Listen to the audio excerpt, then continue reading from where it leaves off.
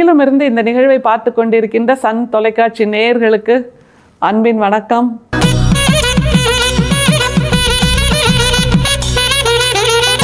பொதுவாக யாராவது சொன்னதே திரும்ப திரும்ப சொன்னால் ஏன்பா திரும்ப திரும்ப அதையே சொல்லிட்டு இருக்கீங்க அப்படின்னு சொல்லுவோம்ல.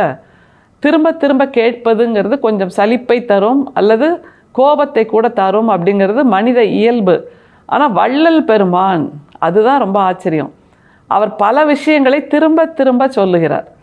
இப்போ நம்ம அருட்பெரும் சோதின்னு சொல்கிறோம்ல, அது கூட பாருங்கள் 2 தடவை வரும். ஏன்னா நல்ல விஷயங்களை திரும்ப திரும்ப சொன்னாதான் மனசில் பதியும் அப்படிங்கிற ஒரு மனோதத்துவ விஷயத்தை வள்ளல் பெருமான் தன்னுடைய படைப்புகளில் நிறைய சொல்லியிருக்கார். அதனால் எதை அவர் மீண்டும் மீண்டும் மக்கள்கிட்ட வலியுறுத்தணும்னு நினைக்கிறாரோ அதை பலமுறைன்னு சொல்லலாம். அது மாதிரி மீண்டும் மீண்டும் சொல்லி இருப்பதை அவரோட பாடல்களில் நிறைய பார்த்துருக்கோம். இன்றைக்கி அவரோட உரைநடையில் அதை பார்க்க போகிறோம். இதை கேட்பது என்பது நம்முடைய கடமை அப்படி நினச்சி பார்க்கணும். ஏன்னா இதை எத்தனை தடவை கேட்குறது, இதே தானா அப்படின்னா இதுதான் வாழ்க்கை என்று இருக்கும்போது நீங்கள் அதைத்தானே கேட்டாக வேண்டும். இல்லை, நம்ம வாழ்க்கையில் பல முறை அம்மான்னு சொல்லியிருப்போம், பல முறை அப்பான்னு சொல்லியிருப்போம், அக்கான்னு சொல்லியிருப்போம், அண்ணான்னு சொல்லியிருப்போம், தம்பின்னு சொல்லியிருப்போம், தங்கச்சின்னு சொல்லியிருப்போம். எத்தனை தடவைப்பா இப்படியே சொல்கிறது அப்படின்னு நம்ம கேட்குறோமா? இல்லை, திரும்ப திரும்ப அந்த வார்த்தைகளை உச்சரிக்கும் போது நம்முடைய வாழ்க்கை உச்சமாகிறது, உன்னதம் பெறுகிறது இல்லையா? எத்தனை நீளமாக சொல்வதற்கு வாய்க்கிறதோ அந்த அளவுக்கு நாம் பேறு பெற்றவர்கள்னு வேற சொல்லலாம். அப்படிங்கும்போது வள்ளல் பெருமான் சொல்லுகின்ற இந்த மீண்டும் சொல்லுதல், திரும்ப திரும்ப சொல்லுதல், இதற்கும் ஒரு அர்த்தம் இருக்கிறது. அதை நம்ம முதல்ல புரிஞ்சுக்கணும். மனசில் அதை முதல்ல உள்வாங்கிக்கலாம், அப்புறம் அவர் சொல்கின்ற கருத்தை உள்வாங்கலாம். அதனால் மீண்டும் சொல்லுதல், திரும்ப சொல்லுதல், கூறியது கூறல் என்பது ஞானிகளை பொறுத்த வரைக்கும் அதுதான் அவர்களுடைய இயல்பாக இருக்கிறது. அதைத்தான் நாம் அப்படியே ஏற்றுக்கொண்டாக வேண்டும். ஏன்னா நம்ம மனசுக்குள்ளே பதிய வைப்பது அப்போது தான் நடக்கும். சரி, இன்றைக்கி எதை பதிய வைக்கிறார்? அதுதான் வள்ளல் பெருமானுடைய வாழ்க்கை முழுசும் தேடி பார்த்தா அவர் வந்து நிற்கின்ற உச்சமான இடம் எதுன்னா அந்த ஜீவகாருண்யம், உயிர் இரக்கம் அப்படிங்கிற நிலையில் வந்து நிற்கிறார்ல. அந்த உயிர் இரக்கம் வருவதற்கான நிலையை எப்படி அவர் தொடர்கிறார், எப்படி அவர் நமக்கு விளக்குகிறாருங்கிறது தான் முக்கியம். ஜீவகாருண்யம்னா என்ன அப்படிங்கிறத படிப்படியாக ஒரு 5 உவமைகளை சொல்லி விளக்குகிறார். ஆச்சரியமாக இருக்குது. இப்படி கூட நெக்குருகி அவர் உணர்ந்திருக்கிறாரே.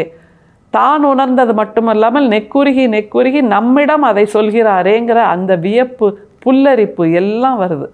பாருங்க, அதை பசி என்கின்ற நெருப்பானது ஏழைகள் தேகத்தினுள் பற்றி எரிகின்ற போது ஆகாரத்தால் அவிக்கின்றது தான் ஜீவகாருண்யம். பசி என்கிற விஷக்காற்றானது ஏழைகள் அறிவாகிய விளக்கை அவிக்கின்ற தருணத்தில் ஆகாரம் கொடுத்து அவியாமல் ஏற்றுகின்றதே ஜீவகாருண்யம். பசி என்கிற புலியானது ஏழை உயிர்களை பாய்ந்து கொல்லத் தொடங்கும் தருணத்தில் அப்புலியை கொன்று அவ்வுயிரை ரட்சிப்பதே ஜீவகாருண்யம். பசி என்கிற விஷம் தலைக்கேறி சீவர் மயங்கும் தருணத்தில் ஆகாரத்தால் அவ்விஷத்தை இறக்கி மயக்கம் தெளிய செய்வதே ஜீவகாருண்யம். பசி என்கிற கொடுமையான தேள் வயிற்றில் புகுந்து கொட்டுகின்ற போது கடுப்பேறி கலங்குகின்ற ஏழைகளுக்கு ஆகாரத்தால் அக்கடுப்பை மாற்றி கலக்கத்தை தீர்ப்பதே ஜீவகாருண்யம். எத்தனை படிமங்கள் இல்ல, உவமைகள் அடுக்கிறார் பாருங்க.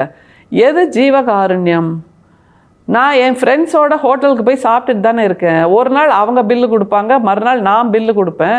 அது ஜீவகாருண்யம் தானே அப்படின்னு கேட்பாங்க நிறைய பேர். இது இல்லை ஜீவகாருண்யம். நமக்கெல்லாம் பசிங்கிறது இயல்பாக நேரத்துக்கு வருகின்ற ஒன்று. அதற்கு நாம் போய் உணவை சாப்பிட்டுக்கலாம். ஆனால் பசிக்கின்ற போது உணவு சாப்பிடுவதற்கு வசதி இல்லாத, வாய்ப்பில்லாத, அதற்கான தேவையான செல்வம் இல்லாத அப்படிப்பட்ட ஏழைகளுக்கு பசியாற்றுவித்தல் தான் ஜீவகாருண்யம். அதை விட்டுட்டு நம்ம ஃப்ரெண்ட்ஸ் எல்லாரும் ஒன்றா சேர்ந்து இன்றைக்கி நீ சாப்பாடு வாங்கி கொடு, மறுநாள் நான் வாங்கி தரேன், இப்படி செல்வது ஜீவகாருண்யம் இல்லை. அந்த பட்டியலில் வராது. அதே மாதிரி திருமணங்களில் போய், பணக்கார வீடுகளின் திருமணங்களில் போய் 32 வகையான பதார்த்தங்களை அடுக்கி வச்சு அதில் 30 கூட சாப்பிட முடியாமல் அப்படியே தூர எரிஞ்சிட்டு வருவது ஜீவகாருண்யம் இல்லை. அப்போ எது ஜீவகாருண்யம்? பசி என்கிற நெருப்பானது ஏழைகள் தேகத்தினுள் பற்றி எரிகின்ற போது ஆகாரத்தால் அவிக்கின்றது தான் ஜீவகாருண்யம். பொதுவாக நெருப்பு எரியும் போது தண்ணி விட்டு அணைப்போம்ல, ஆனால் பசி என்கின்ற நெருப்பு எரியும் போது, அதுவும் ஏழைகள் வயிற்றில் எரியும் போது, ஆகாரம் என்கின்ற அந்த நீரால் அவிக்க வேண்டும் அப்படிங்கிறாரு. அதுதான் ரொம்ப அழகான வார்த்தை. எனவே தண்ணீரை விட்டு தண்ணீரை ஊற்றி நாம் அணைக்கின்ற அந்த நெருப்பு வேறு, அது கண்ணுக்கு தெரியும். ஆனால் பசி என்கின்ற நெருப்பு ஒரு சான் வயிற்றுக்குள் எரியும் போது கண்ணுக்கு தெரியாது. அதை யாரால் உணர முடியுமோ? இந்த வயிறு பசியால் வாடுகிறது, பசி நெருப்பால் எரிகிறது, அதற்கு நான் உணவை கொடுத்து அந்த பசி நெருப்பை அணைப்பேன் என்று சொல்லுவதுதான் ஜீவகாருண்யம். பசி என்கிற விஷக்காற்றானது ஏழைகள் அறிவாகிய விளக்கை அவிக்கின்ற தருணத்தில் ஆகாரம் கொடுத்து அவியாமல் ஏற்றுகின்றதே ஜீவகாருண்யம். அது விஷக்காற்று ஏறும்போது அறிவுங்கிற விளக்கு அணைஞ்சு போயிடுது அப்படிங்கிறாரு. நிஜமாகவே விஷக்காற்று அதிகமாக இருக்கும்போது அறிவு வேலை செய்யாமல் போயிடும், ஒரு மயக்க சூழல் வந்துடும்ல. அந்த மாதிரி நிலையைத்தான் நம்முடைய வள்ளல் பெருமான் நமக்கு சொல்கிறார். எல்லா விஷயங்களையும் தெரிஞ்சு வச்சுருக்கார் பாருங்களேன், அதுதான் ரொம்ப ஆச்சரியம். ஒரு ஏழையின் வயிற்றில் பசி நெருப்பு இருக்கும்போது எப்படி துன்பப்படுவான், அந்த பசி விஷக்காற்றாக மாறி ஏழையை மயக்கமுறை செய்யும்போது என்ன நடக்கும், எல்லாத்தையும் அடுக்கிறார். ஆச்சரியமாக இருக்குது. எங்கே இருந்துப்பா, இவருக்கும் 24 மணி நேரம் தானே இருந்திருக்கும். ஆனால் எவ்வளோ விஷயங்களை உணர்ந்திருக்கிறார், எவ்வளோ விஷயங்களை உணர்த்துகிறார். அதை தவிர பல நிறுவனங்களை உருவாக்கினார், பல தத்துவங்களை உருவாக்கினார். அப்படின்னா வாழ்ந்த காலத்தில் ஒரு நொடியை கூட வீணாக்காமல் அவர் சுவாசித்திருக்கிறாருங்கிறதா அர்த்தம். பசி என்கிற புலியானது ஏழை உயிர்களை பாய்ந்து கொல்லத் தொடங்கும் தருணத்தில் அப்புலியை கொன்று அவ்வுயிரை ரட்சிப்பதே ஜீவகாருண்யம். ஒரு புலி பாஞ்சு வருதுன்னா அது பாஞ்சு அடிக்கட்டும், அப்புறம் போய் நான் காப்பாத்துறேன்னு சொல்லக்கூடாது. அது புலி பாயறதுக்கு முன்னாடியே போய் நம்ம காப்பாற்றிடணும்னு அடுத்தது சொல்றார். பசி என்கிற விஷம் தலைக்கேறி சீவர் மயங்கும் தருணத்தில் ஆகாரத்தால் அவ்விஷத்தை இறக்கி மயக்கம் தெளிய செய்வதே ஜீவகாருண்யம். பொதுவாக விஷம் ஏறிடுச்சுன்னா அந்த இடத்துல கயிறால கட்டுவாங்க தெரியுமா? ஆனால் பசி என்கின்ற விஷம் ஏறும்போது அங்கே கட்ட வேண்டிய ஒரு கயிறு எது என்றால் உணவு என்கின்ற அந்த கயிறு. அதைத்தான் சொல்கிறார். எப்படி நிறைவு செய்கிறார் பாருங்க. பசி என்கிற கொடுமையான தேள் வயிற்றில் புகுந்து கொட்டுகின்ற போது கடுப்பேறி கலங்குகின்ற ஏழைகளுக்கு ஆகாரத்தால் அக்கடுப்பை மாற்றி கலக்கத்தை தீர்ப்பதே ஜீவகாருண்யம். தேள் கொட்டிடுச்சுன்னா விஷம் அப்படி கிருகிருகிருன்னு உடம்புல ஏறும்ல, அப்படியாக பசி என்கின்ற தேள் கொட்டும் போது அந்த ஜீவகாருண்யம் என்றால் என்ன, உணவை கொடுத்து அந்த விஷத்தை இறக்குவது தான் என்று இவ்வளோ விஷயங்களை அடுக்கி அடுக்கி அடுக்கி சொல்கிறார்னா, கூறியது கூறல் இல்லை, இது கூறியது கூறல் குற்றம் என்று சொல்லுவோம். ஆனால் ஞானிகள் கூறியதைத்தான் கூறுவார்கள். காலம் காலமாக சொல்லப்படுவது என்ன, அன்பே சிவம். அது ஒன்று தானங்க சொல்லப்படுது.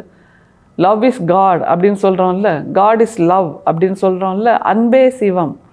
அது காலம் காலமாக சொல்லிட்டு தான் இருக்கும். அது கூறியது கூறல்ங்கிற குற்றப்பத்திரிகையிலே வரும் இல்லை.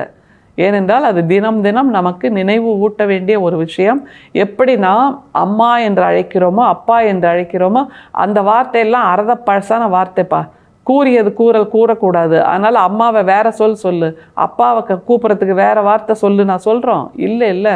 அதே மாதிரி தான் இந்த தத்துவங்கள், வாழ்க்கை எதனால் ஆனது என்கின்ற இந்த விஷயங்களை சொல்லுவது என்பது கூறியது கூறலாக இருக்கட்டும். ஜீவகாருண்யம் என்பது பூமியில் நிலைக்கட்டும். அது ஒன்றுதான் நாம் வள்ளல் பெருமானுக்கு காட்டுகின்ற ஒரு காணிக்கையாக இருக்க முடியும். அருட்பெரும் சோதி, அருட்பெரும் சோதி, தனிப்பெரும் கருணை, அருட்பெரும் சோதி. மீண்டும் சந்திப்போம். நன்றி, வணக்கம்.